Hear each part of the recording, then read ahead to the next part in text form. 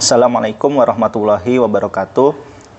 Berjumpa dengan saya, Sabta. Pada kali ini kita akan membahas tentang biografi dan sekilas tentang pemikiran Haji Muhammad Misbah. Mungkin beberapa dari teman-teman semua sudah ada yang familiar ya dengan nama Haji Misbah ini. Beliau adalah seorang haji tentu saja sesuai namanya, dan beliau juga seorang aktivis pergerakan yang mana beliau ini dikenal ya sebagai seorang sosok yang memadukan antara Islam dengan komunisme.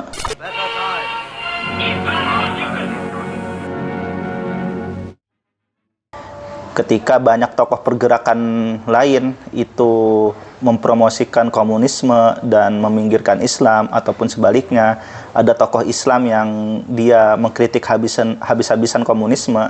Nah ini Haji Misbah memiliki posisi yang berbeda dengan kedua kubu itu, yaitu di mana dia mencoba memadukan antara Islam di satu sisi dengan komunisme di satu sisi.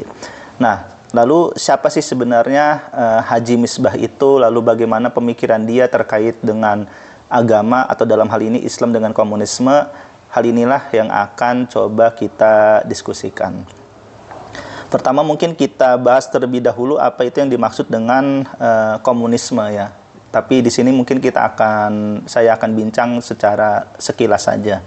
Mungkin ada yang sudah paham tentang apa itu komunisme dan apa itu bedanya dengan sosialisme. Jadi secara garis besar, komunisme dan sosialisme itu sebenarnya dua hal yang berbeda. Komunisme itu adalah bagian dari sosialisme. Sosialisme itu adalah sebuah ideologi yang sebenarnya sudah lama ada ya. Bahkan sejak masa kuno itu sudah ada yang mencoba mewujudkan apa yang disebut dengan sosialisme itu. Nah, di zaman modern ini nanti baru kemudian sosialisme ini menjadi sebuah ideologi yang lebih terstruktur dengan banyak beragam tokohnya. Salah satu tokohnya itu adalah Karl Marx yang berasal dari Jerman. Nah, dari Karl Marx inilah kemudian nanti dia menulis bukunya itu Das Kapital, lalu juga menulis tentang manifesto komunisme dan lain-lain. Nah, tetapi pemikiran Karl Marx ini nanti kemudian dilengkapi oleh seorang tokoh dari Rusia yang bernama Vladimir Ilyich Lenin, yang mana dia berhasil memenangkan atau melakukan revolusi di Rusia tahun 1917 dan mendirikan negara Uni Soviet.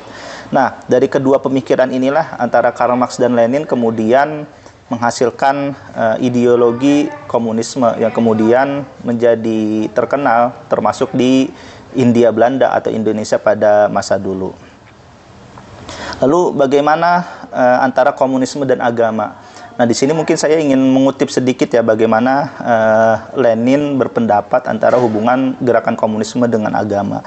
Dalam salah satu karya Lenin yang judulnya dalam bahasa Inggris itu adalah On Religion, yang diterbitkan oleh Progress Publisher dari Moskow tahun 1984, Lenin itu sempat mengatakan bahwa kenapa gerakan atau program kita, maksudnya Partai Komunis itu tidak mempromosikan ateisme, karena dia mengatakan bahwa ya untuk mempromosikan tentang ateisme itu sebenarnya sesuatu yang bukanlah menjadi prioritas mereka. Yang menjadi prioritas mereka itu adalah bagaimana mempromosikan agar rakyat kalangan bawah ini ya, kaum proletar ini bisa bergerak bersama mereka untuk melawan kapitalisme dan imperialisme.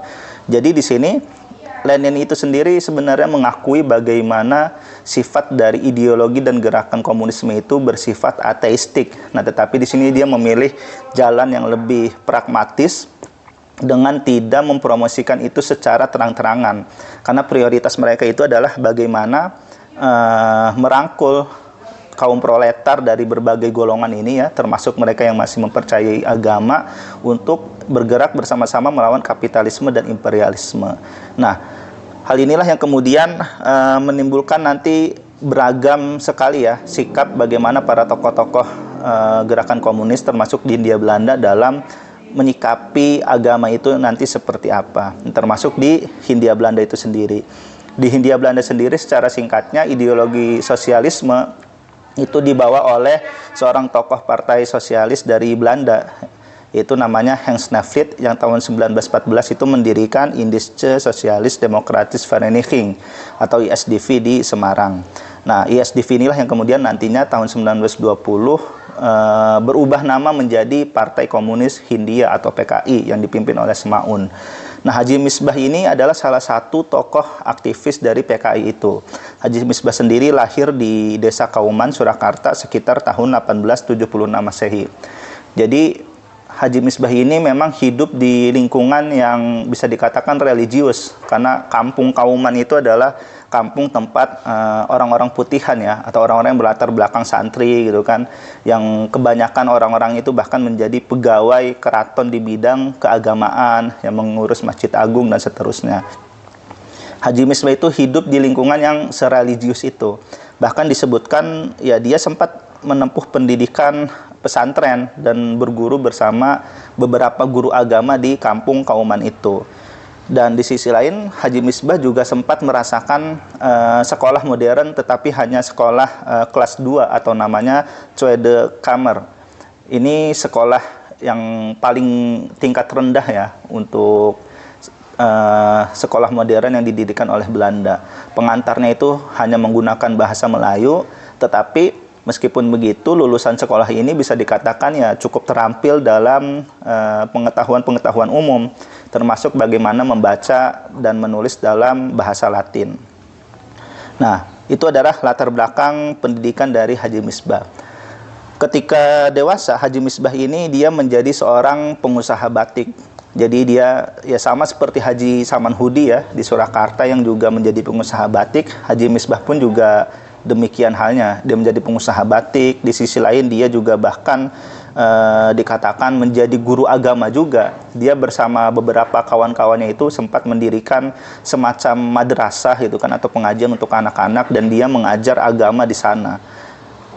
Nah, tetapi nanti kemudian Haji Misbah ini mulai dikenal di dalam dunia pergerakan itu ketika dia bergabung dengan yang namanya Inlandsche Journalistenbond atau IJB.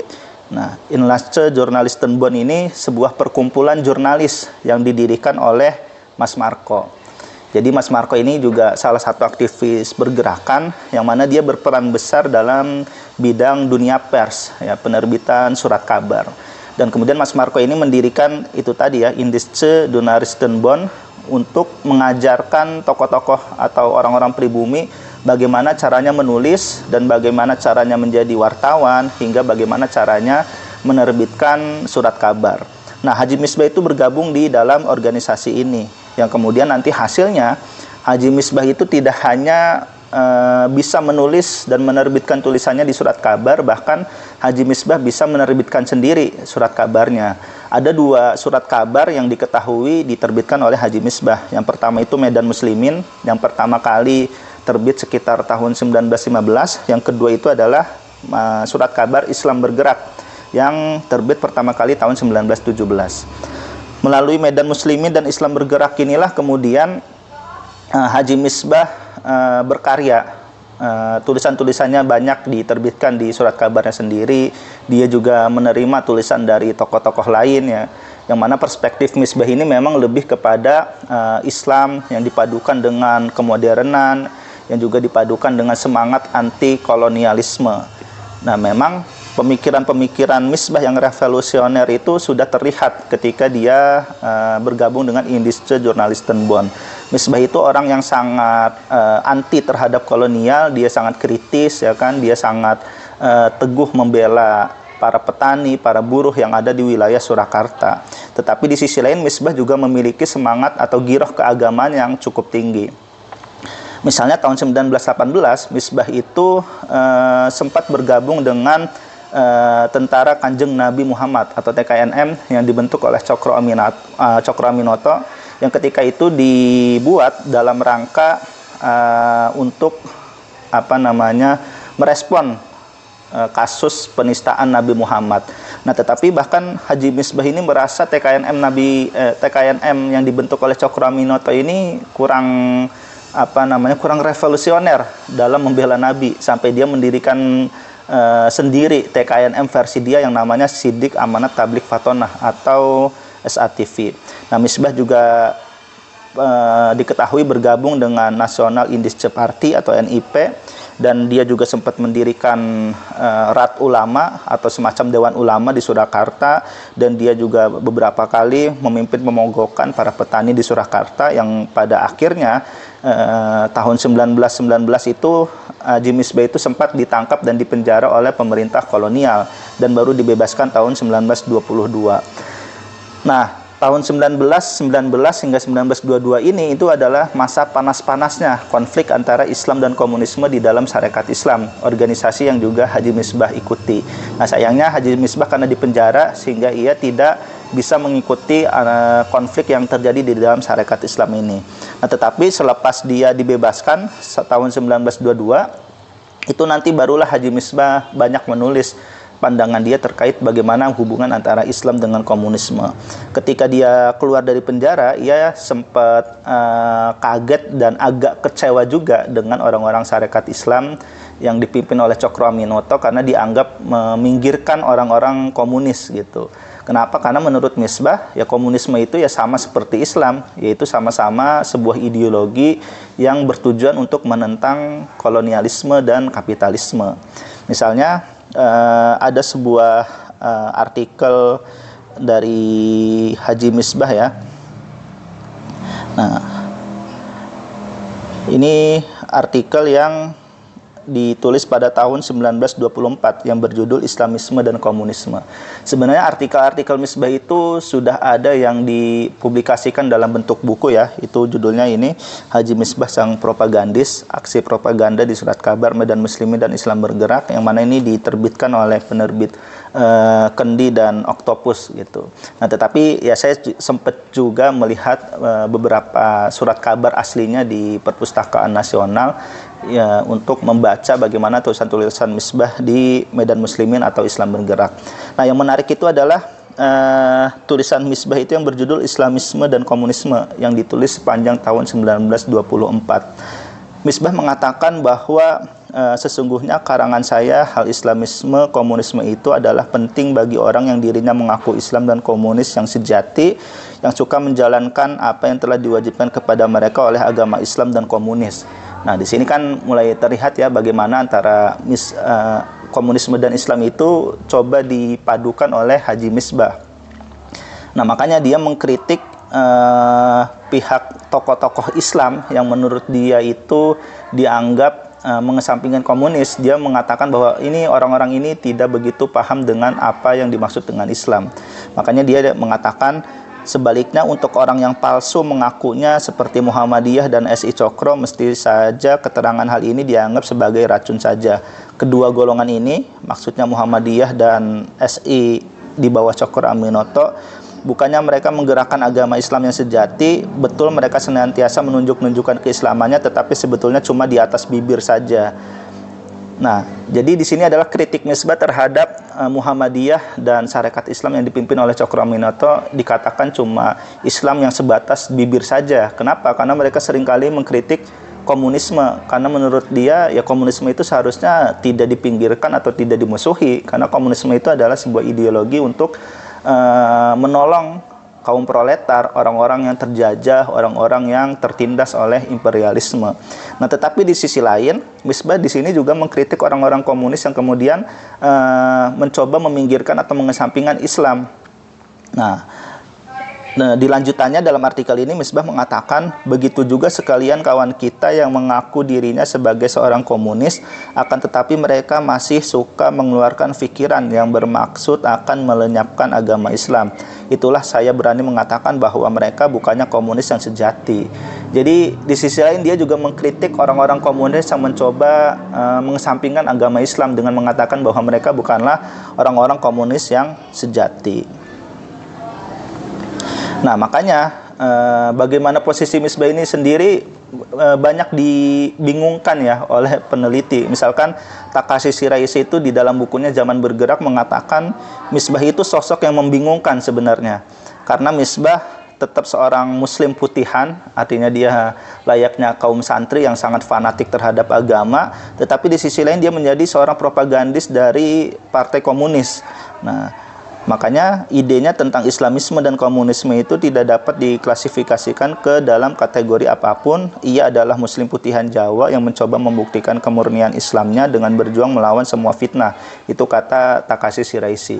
Jadi dapat dikatakan ya Misbah itu di sisi lain dia berbeda dengan tokoh-tokoh Islam, di sisi lain dia juga berbeda dengan tokoh-tokoh komunis. Nah, sebagai perbandingan misalnya bagaimana sih posisi agama atau Islam itu menurut orang komunis lain?